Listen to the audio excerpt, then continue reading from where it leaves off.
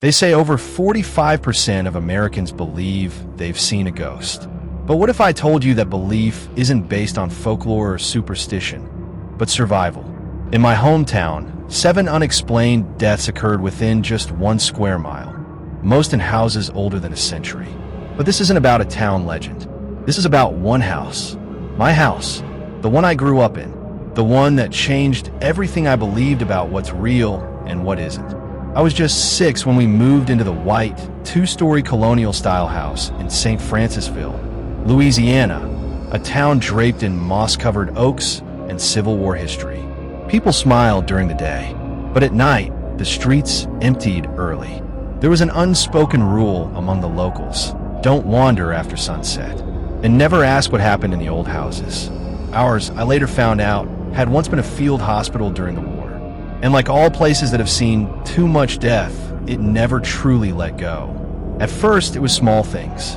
Light bulbs flickering, cold drafts, even in the summer, objects not where we left them. My parents blamed faulty wiring, old insulation.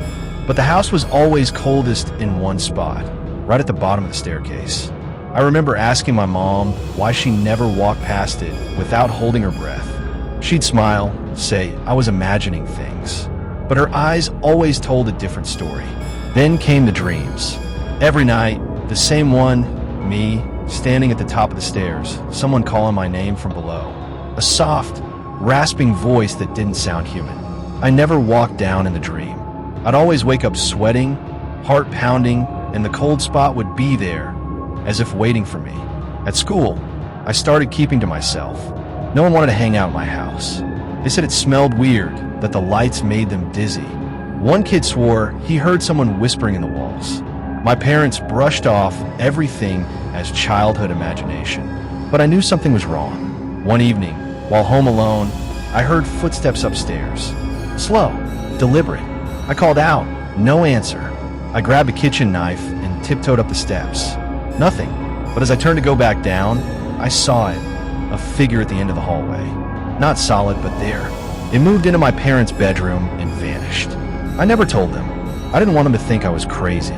Over the years, the house grew darker. Literally. Some rooms wouldn't light up no matter how many bulbs we changed. The hallway outside my bedroom always smelled of smoke, though nothing was ever burning. Sometimes I'd wake up with scratches, thin, shallow ones, on my arms or neck. I started sleeping with the light on and a Bible under my pillow. Then came a night I'll never forget. I was 14. It was just past 3 a.m. I woke to the feeling of someone watching me. I tried to move, but I couldn't. My chest felt heavy, like something was sitting on it. And then I heard the voice, right next to my ear, "You belong to me now."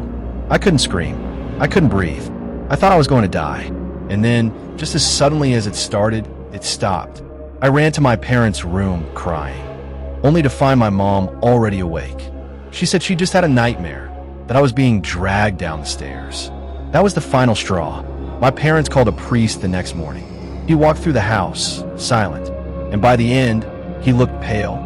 He didn't explain much, just told us we should consider leaving. 2 weeks later, we moved into a small apartment on the other side of town. We never went back for our things. Everything was left behind, but the story didn't end there. Years later, I returned. Out of curiosity, closure. I told myself I was being brave. But as I stood outside the old house, the same cold spot hit me. No one had lived there in years. The door creaked open when I touched it. Dust covered everything.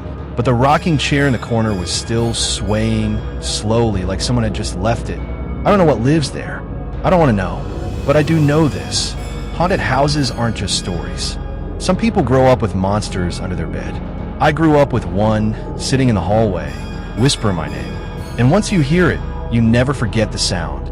So now I ask you, do you believe in ghosts? Or are you still holding on to logic?